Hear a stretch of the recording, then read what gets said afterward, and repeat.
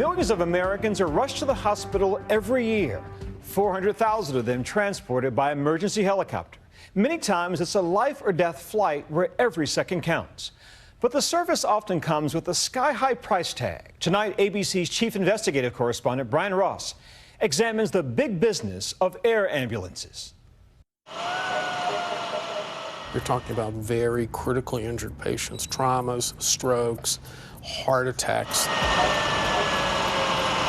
Emergency workers call it the golden hour, the crucial 60 minutes to get medical care for a patient facing death.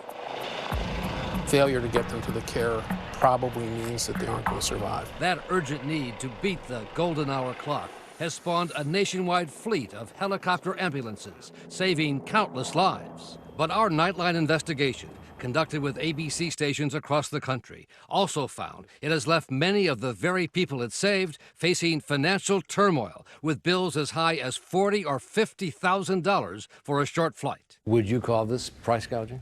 Well, some of it is. There's no question that some of it is. Behind those heartwarming stories of life saved is a hard-edged air ambulance industry, free to set any price it wants. It takes advantage of people at a very vulnerable moment.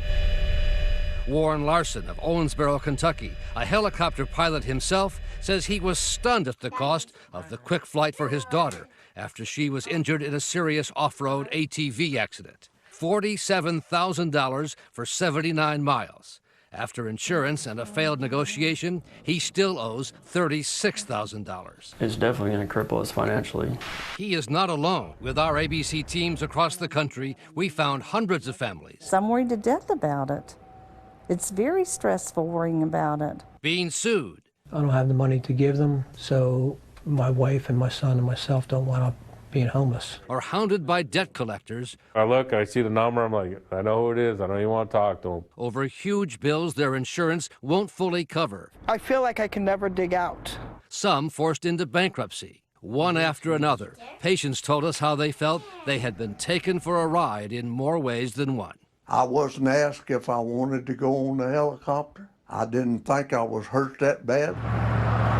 91-year-old Warren Lowe and his wife Ethel were on their way to church in Virginia when an uninsured driver slammed into their minivan.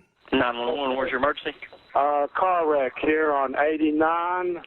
Several people hurt. Lowe's leg was shattered, and doctors at his local hospital wanted him sent to a trauma center 55 miles away. Didn't nobody tell me nothing. They just took me and put me in the helicopter and gone. The cost, $47,000 for a 20-minute helicopter ride. I couldn't believe it when I looked at it. $47,000, that's ridiculous.